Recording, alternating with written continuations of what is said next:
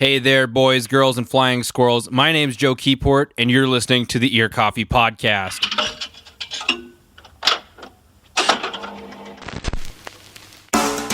For this week's podcast, Wesley and I discussed what has happened over the last year for the blog. What initially was supposed to be the car seat podcast, we would have sat in my Jeep and driven around Minneapolis discussing everything that's happened, turned into us just being exceptionally busy and talking on the phone.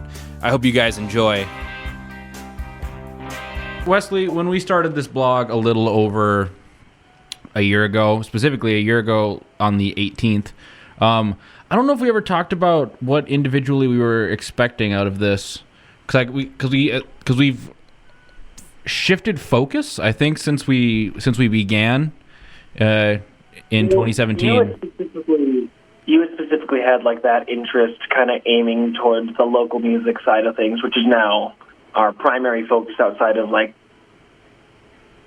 my Friday column and then like writing about news and songs that we are particularly interested in instead of feeling obligated to do like cover as much stuff as possible just to provide content. Yeah. And I feel like kind of before we made that switch, outside of like your column when you were able to do it, my columns when I was able to do them, there wasn't a whole lot that we were having, like, that we were actually writing. Yeah. And some of that has to do with school, obviously, because it was like the middle of the school year for me, and you were like working a lot too, and stuff like that. And once we kind of shifted, then it kind of became, at least for me, it became much easier to write about stuff, and like it kind of feels more like the beginning of the year again, because like at the beginning it's like, wow, we're doing this new thing.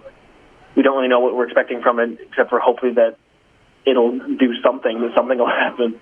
Yeah, this kind of rebirth that happened at the beginning of August is, yeah, it definitely has this like, well, suddenly we have a new direction and it's becoming popular, especially since you off really well. Yeah, since you kickstarted our Instagram account, and then the like local relationships I had sort of built from my radio show suddenly like gave us like more options, and then those two mixed together to create this perfect storm of what we are now. Absolutely getting attention in some way, shape, or form. Yeah. Yeah. It's like, yeah, both like the Seabers guys, like Jake, and then the Nocturnal North people, they kind of got a buzz specifically a while back, and then they both kind of ended up coming to a point, because I think you're recording episodes of the podcast with them in the next couple of days. I think one's this Saturday. Yeah, I'm going to be talking to the entirety of the Nocturnal North on Sunday, actually. We bumped it to Sunday. And then right. I'll be talking to the Seavers on the 15th of September. Yeah, and like we're kind of with like that sort of stuff, and like since I'm a petty child, seeing like you guys start scheduling some interviews, that kind of kickstarted me to like reach out to Why Not, like Dreams We've Had, a couple of these other bands that have been a little bit more receptive to us. Because like some bands have been like really nice and really grateful, but like they just kind of like liked our post and maybe like put it on like their Instagram story, which is still really cool. Like we're small enough where that's still like not huge, like it's still a big deal, and it's really exciting, at least for me. Yeah. But now it's kind of like we are establishing these relationships so we can kind of be more deliberate with, and like, well, we can like do stuff like day of articles that like kind of draw a little bit more attention, because like there's a lot of hype surrounding like, the release of some of these songs, like with like the band members' friends and some of the other like local scene people, and kind of we're able like a lot like kind of streamline that to contribute to maximum audience reach, maximum like kind of attention, maximum like everything for both us as a blog and both like and the artists and their song. Yeah, because I don't know, like views are like getting views on our posts is always like a kind of a priority, because if we don't get views, there's really no point in doing anything. Sort of. We're getting like, Instagram and Facebook likes, and that toots my horn, but that's about it. But I think it feels most gratifying and most rewarding when we get like a shout out, because honestly, I mean, fans are great, but I want the bands to feel good about what we do as well, since. Yeah, 100%. And so like when kind of something that we. Oh, go ahead. Sorry. No, yeah. So like when we see like shout outs, like Why Not shouted you out, your article on them this week, and then Nocturnal North You posted your everything pretty much. Yeah, and then Jack Pfeffer, or I don't know how you pronounce his last name, Pfeiffer. Pfeffer, yeah. He shouted us out as well, and it's, I don't know, that's honestly more rewarding than seeing an article that gets like 500 reads or something. Yeah, and even like our Facebook post interaction, it feels like in some cases, maybe it's just like my computer being confused and giving me the wrong numbers, but then that and also the blogger numbers, like views for the post, are doing a little bit better because like we're able to draw that audience in through mostly Instagram and still Facebook fairly, and like I'm trying to build the Twitter, but it hasn't gone as well. Like it actually kind of refocus that and kind of make the little more dilute with that, so we can cover more bases. Mm-hmm. Well, because I was looking. Kind of what I was going to say. Oh, sorry. No, you're good. So you were talking about like statistics and stuff. I was looking at actually the stats of where we get a lot of readers from that. I was looking at the stats on Blogger for where we get a lot of our readers from, and in the month we've had Instagram or an active Instagram over, like, that's the second highest platform we get readers from behind Facebook, obviously, which is crazy. Yeah, like when I started the Instagram, it was more kind of like well, maybe this will go somewhere. I didn't expect it to like really work out as well as because like most of these bands, they are way more active on their Instagrams than their Facebook pages, if they even have a Facebook page, or even like to a lesser degree Twitter. Like, and that's kind of where they're building their audiences too, and like where they have more followers and they're getting more attention to their shows, to their singles, and stuff like that. No, yeah, definitely. It's interesting just how quickly, because I knew Instagram was popular with everybody, but I didn't realize that's where a lot of people had moved to at this point, because Facebook... yeah, that's kind of got that feel. I've really noticed that, yeah. It's interesting. And I like a lot of that has led to, I don't know, because like you mentioned earlier, we were essentially reborn from Pitchfork Light to the local. Come on. What? Well, because I was always the one that was like trying more to like kind of ape like the more professional, more popular like styles. Yeah. Present, and you were kind of doing your own thing and just kind of like, and then we'd like polish it up a little bit at the end with like me just editing grammar and stuff like that. And yeah. Kind of we've been able to like focus that into I wouldn't say it's a distinct style yet, but it's like a style that's much more fitting. Yeah, because we had like, I don't know, since I started my job as a newsman, my writing has maybe cleaned up a little bit just because I write every day as opposed to like anxiously going, I need to write something and banging something out. Well, yeah, but like we have, our style has definitely gone from like news briefs and more professional, we'll say in quotes right now, professional writing to we're like slightly above noisy and we're like a bridge between noisy and the Fader and like Pitchfork and Stereo Gum, where we I'm definitely like taking a lot from, not taking a lot, but like drawing a lot of my kind of style from Stereo Gum, because I particularly enjoy their kind of approach to things and a lot of their kind of like writing. Like Pitchfork is all like buttoned up, all like for the most part. I've had like a couple like joke articles that they like get through. They're pretty straight and narrow. And Stereo Gum, like they have their straight and narrow stuff, but then like the writer's personalities are actually allowed to kind of come through. Because like if you really were like super obsessed with like a lot of like these writers, you could like pull their styles out of lineup. Pitchfork, outside of like maybe some of the reviews, I disagree, and that's kind of something I at least aspire to kind of like gently and gradually develop our own like style as a blog and as individual writers, so that it's like somewhat distinct, and that's just kind of a benefit to both us and to the blog. Yeah, because again, we like, since we've like started really targeting the local scene, or the Minneapolis and St. Paul scene, and other places in Minnesota, but mainly Minneapolis. There's such a concentration there. We now have to compete with a lot of other local blogs, which there aren't that many, as I've found. I mean, obviously there's Music in Minnesota, and then there's a couple of other ones I've found, but yeah, I've seen some other ones too, but I haven't like written their names down. Yeah, but petty. Yeah, but I don't know. They don't have a personality to them that you would kind of want. I mean, music in Minnesota a little bit, but like it's. Yeah, and we saw some of that with like Bora York and like some of like the posts that like they shot like that they got shout outs on. Mm-hmm. They just felt like fairly minimal and kind of just like there wasn't really anything distinct there, and like any quotes that they used, like or any like descriptions of the actual music were just like from like the press release that Chris wrote. I'm guessing Chris wrote it, but and that sort of thing, and it just kind of felt like more impersonal. And like obviously whatever gets your band hyped, like that's cool, but writing that has actually a style and like actually has like a feeling to it is much more engaging and overall more enjoyable to read. Yeah, because I know I tend to write more from it's much looser of a format just because I write much how I talk and I don't talk properly.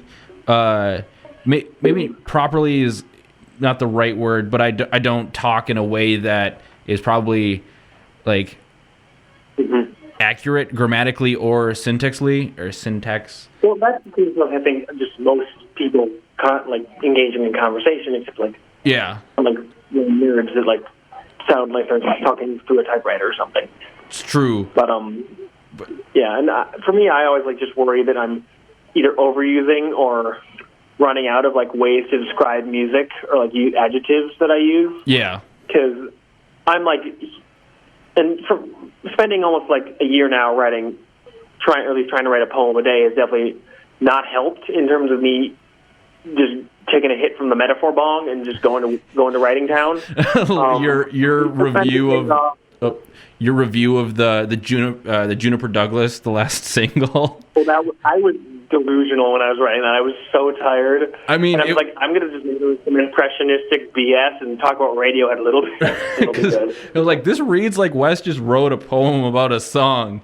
I dig it. But... I did that once. One of my classes, they're like, the professor was like, write a description of something, and I just like, oops, I wrote a poem. Is this good? He's like, no. I'm like, I guess I'll redo it. I really like that poem, regardless, but it's like that is not often what you do, and I'm trying to like find a balance between literally like I just took a massive hit from something and decided to barf on the keyboard and writing something like concrete but still kind of like interesting, I suppose. Yeah. Well, I don't know. It's there's that fine line because music is such an abstract thing. Like, yeah, there's it really is. There's a rubric you can use to judge a song, but no one cares if you can academically explain something. Or I shouldn't say nobody cares. People care less about the academic ability, or your academic ability, or your ability to academically explain. Yeah. Tell me why the song is bad or why the song is good. What it'll make you feel if you listen to it.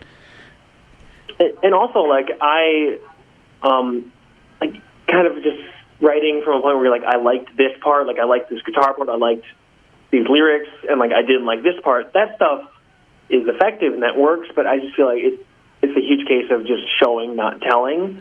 Yeah. It's like saying, I like this part because it made me happy, or like because it was really catchy, and like that's good, but find a way to say that isn't so blunt, so boring, and actually kind of like before they even listen, like a reader listens to the song, gives them an idea of what they're going to hear. Like if you can conjure a fairly accurate picture of a song or an album or whatever just through your words, and like when they like a listener goes to this album or whatever after reading your article, your review, and they're like, oh, I remember this, like this feels like exactly what the review said.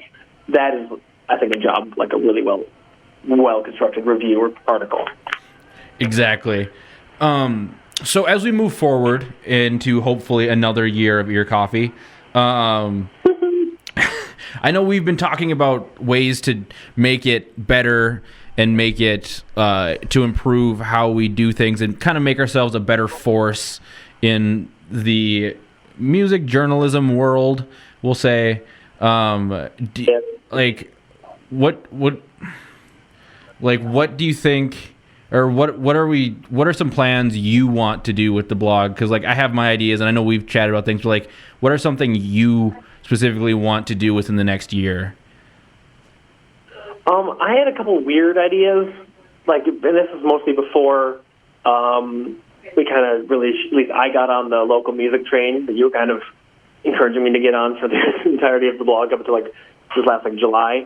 like experimenting with like video content, because that is in a lot of ways kind of what people are drawn to. And I feel like there's right ways to do that and there's wrong ways. Because when like, you don't want to shift entirely to a video focus, because there's something like the Needle Drop where like they technically have articles on their website, but no one cares about them. And it's mostly just like they're there for the reviews, for the videos. And then there's stuff like Pitchfork where they're like, what if we just tacked on like videos every once in a while? And, like sometimes they're like pretty interesting and well made, but like it's mostly just like trying to make more videos, and because that's what people are interested in, like finding a way to create content for that, and like obviously doing more podcasts, striving to be consistent. That's been a huge for me. Just kind of actually getting the articles out like pretty consistently, trying to have at least something posted almost every day, and like making sure the columns come out. And something interesting. So I just sort of I don't know what way I would describe this, but I got accepted, quote unquote, as a contributor to a different blog called Post Trash, and it's run by the guys who also run the Exploding in Sound record label. And I've been reading them for a while, and I just reached out because like they tweeted like a month ago saying, "Hey, we're looking for people," and I was like, "I'll get around to it a month later." It's good. Something that they do, like they have like a full Excel spreadsheet of albums they want to review, and the rule is like if you listen to it and you like it, write something about it. If you don't like it, there's no real point in talking about it. No one really wants to like hear why something sucks. And there can be an argument made for like that makes everything almost like too like shiny and like polished, and like you're only showing the stuff that's good and you like. And there is merit in negative criticism, but I feel like especially since we're so small and we just can use all the help that we can get, and always bands appreciate it when you like their stuff and write something nice about their stuff. So like writing something that's positive and kind of emphasizing that in order to like draw in more fans, like because maybe this band they'll like what you wrote, they'll show and tell their friends about it, and then their friends will come in and eventually become like followers and readers and stuff like that. And we've already started to see that with especially with like the Instagram and to a lesser degree some of like the Facebook posts. Yeah, I've always kind of had except for maybe like 2 reviews I've done, I've always kind of been of the mindset that if I don't like something, I'm not going to give it attention, because exactly, yes. It's because it's almost academic to not like something, and it's always weird when people maybe give it a little more praise, or I don't know, it's something to that effect, because if I don't like it, I'm not going to give it attention, and I'd rather, if I have something that I want critiques, I can throw critiques into something I like. Specifically, like the Twin Lakes EP I reviewed a couple weeks ago for my column. Like I liked 90% of that EP except for the last song, and I just didn't think it was a good song. It just wasn't a very strong song in my opinion. It was just kind of it was just very blasé writing and composition. But so like I feel like being able to constructively criticize something but continue to praise it definitely like gets attention more, and it shows that we have the ability to just not suck off everything that comes in front of us. Sorry, I was yelling. No, you're good. So yeah, and I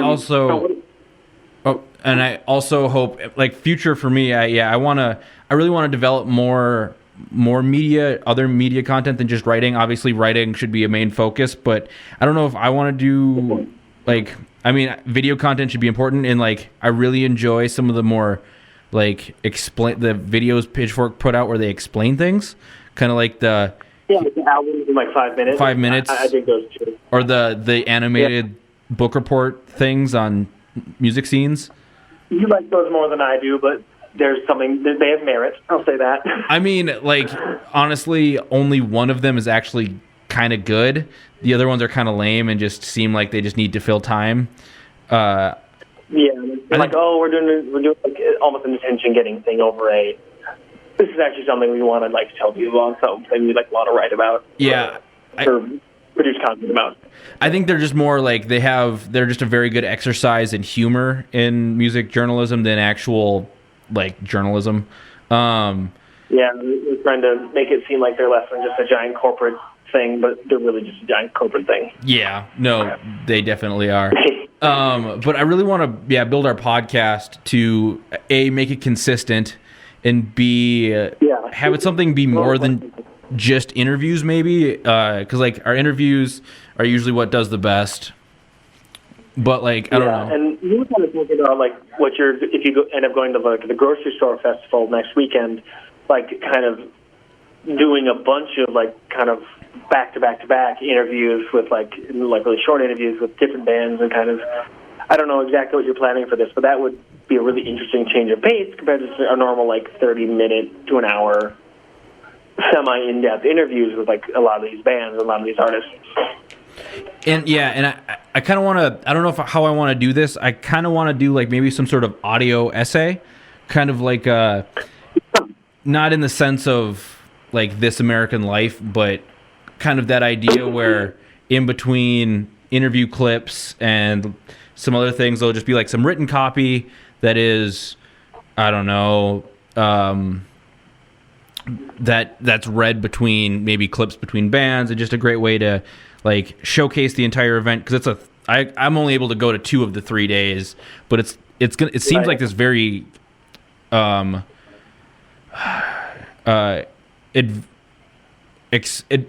adventurous or experimental. I can't think of the right word, but it just, what they're trying to do in these 3 days seems really interesting. It's probably going to be, it seems to be really cool if it goes the way I think it will. Yeah, like if it goes off without a hitch, or even with only minimal hitches, like that's a really weird, kind of unique type of thing that they're putting on. Like, so not, I wouldn't say unprecedented, but like you wouldn't really think something like that would work. And the fact that it did work and people like went and enjoyed themselves and saw some like really interesting like music and like different media, that'd be huge. Especially since I think a lot of like the sets are basically just, okay, we're going to take this band and then have them do a thing that they normally don't do and like change it up for them, so that'll like hopefully draw their fans in. And like, why not doing something like that? I think Juniper Douglas themselves are doing something like that, where instead of just playing their songs like a normal show, they're experimenting and doing like a different type of show. Yeah, exactly. It's mixing, like some bands will be playing with a small orchestra. There'll be visual elements with bands. It'll just be a very interesting like amalgamation of events, and I'm excited. If you want to keep in touch with us or just want to let us know how much you hate us, you can find us on social media. We're on Twitter at EarCopy with 3 E's. We're on Instagram at EarCopy. You can find us on Facebook as well, EarCopy with 3 E's. I'll see you guys next week.